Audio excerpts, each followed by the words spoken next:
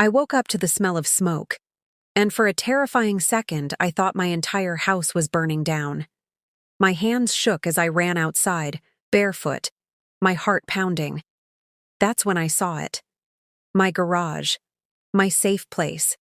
The place where I kept all the things I worked for, the place I had poured years of sweat into, was completely engulfed in flames, and standing a few feet away, clutching a garden hose with fake tears in her eyes, was my sister. If you want to hear how this unbelievable story unfolds, make sure to like this video and subscribe for more shocking family drama stories. Everything in me froze as I took in the sight. My car, my first car, the one I bought after 3 years of grinding 2 jobs, was inside that garage. My workshop tools, thousands of dollars worth, were inside. My personal documents, family photos, old journals, all gone in a matter of minutes. And yet, what I couldn't shake off wasn't just the flames.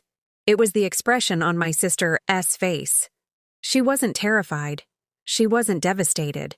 She was smug. She looked at me the same way she always did when she thought she'd won.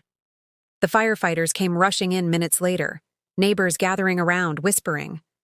My parents stood there, pale-faced, my mother holding her hand to her chest as if she couldn't believe what had happened. My dad was shaking his head, muttering, "How could this happen?" But I already knew, because just 2 nights earlier, my sister and I had the worst fight of our lives. It started over something so small. She had asked to borrow my car. Again. And I told her no.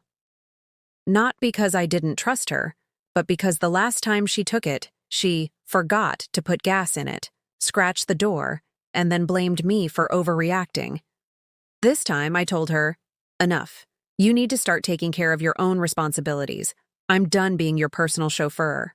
Her face turned red instantly. "Oh, so you think you're better than me because you have a car? Because you have your precious little garage?"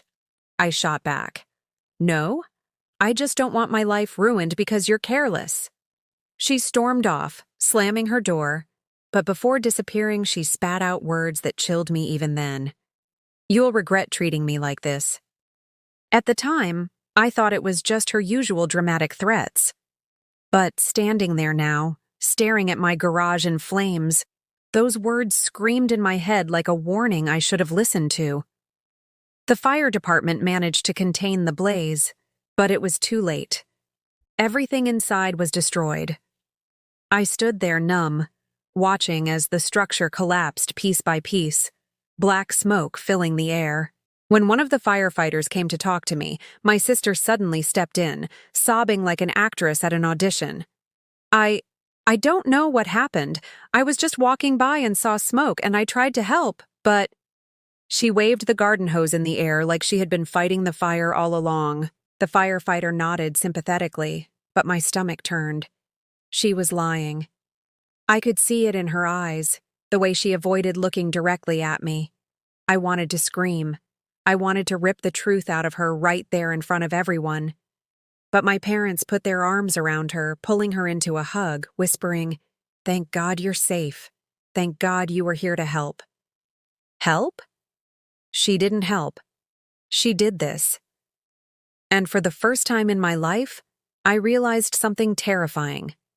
My parents might never believe me over her. That night, after everyone had gone, I sat in my room staring at the ceiling, replaying every moment. The fire department said they'd run an investigation, but if my sister had been careful, she might have covered her tracks. Still, I couldn't shake the image of her face when I ran outside, that tiny, almost invisible smirk. I knew she hated me for standing up to her, for finally setting boundaries. But burning down my garage? That wasn't just revenge. That was destruction on a whole new level. And yet, the worst part wasn't even the fire. It was what happened afterward. Because instead of being punished, my sister turned herself into the hero of the story.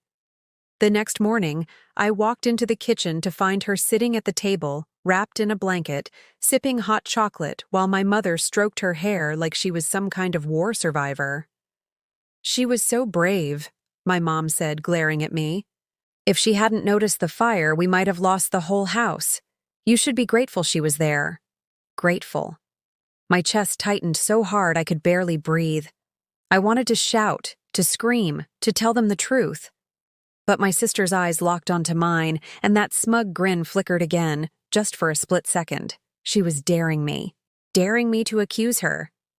Because she knew they'd never believe me. I didn't know it then, but that was only the beginning. The lies, the manipulation, the games she played after the fire, they were far worse than the flames themselves. And when the truth finally came out, it shocked everyone in ways none of us were prepared for. The days after the fire felt like a nightmare I couldn't wake up from.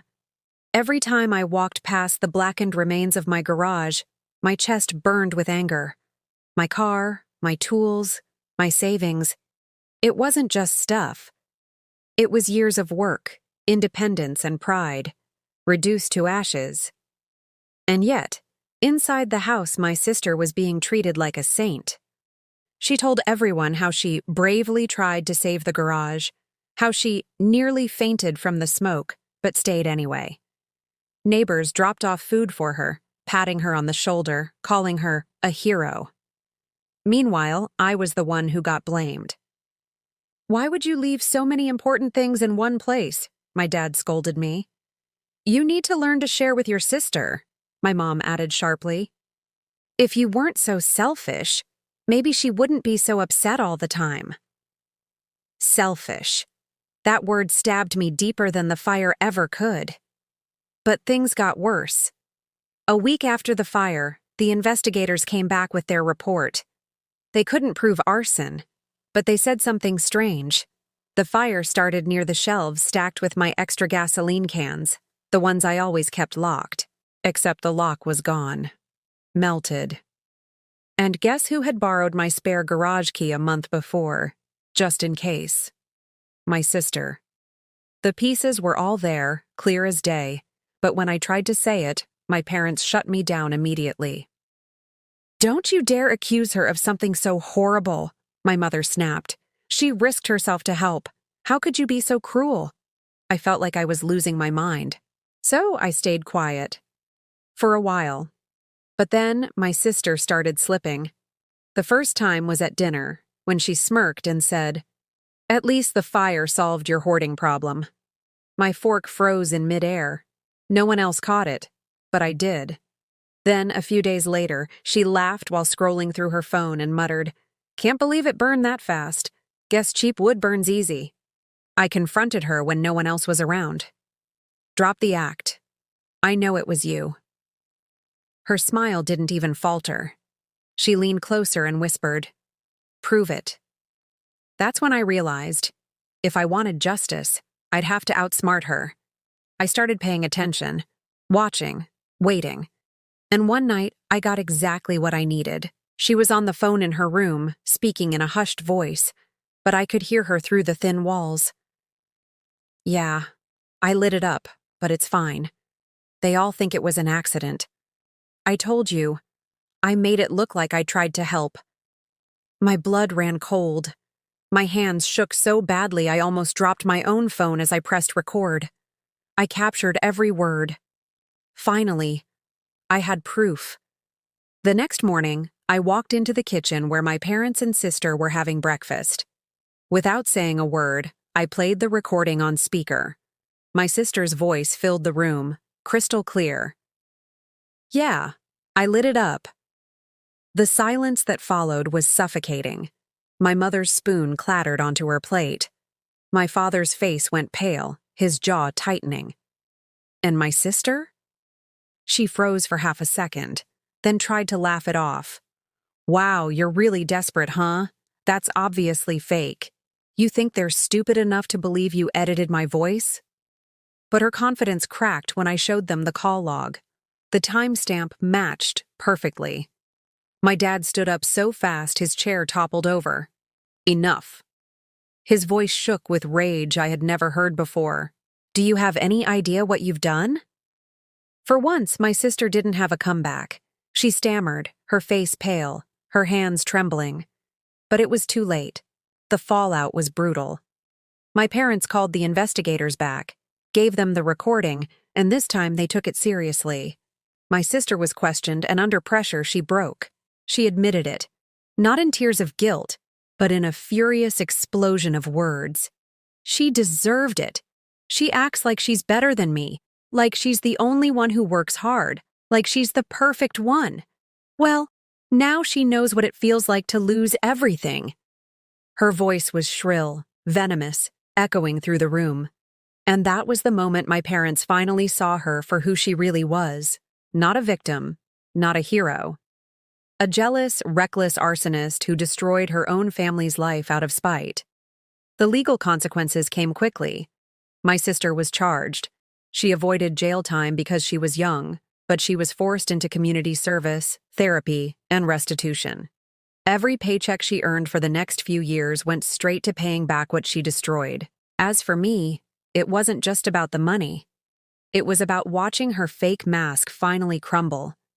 About seeing her sit there in silence as the world she had carefully manipulated collapsed around her. Poetic justice. My garage may have turned to ashes, but out of those ashes came something stronger. The truth. For years I had been told to put up with her, to forgive her, to let things go. But this time I didn't let it slide. This time I fought back and won. And I'll never forget the look on her face the day everyone finally realized. The fire she set didn't just burn down my garage, it burned down her lies.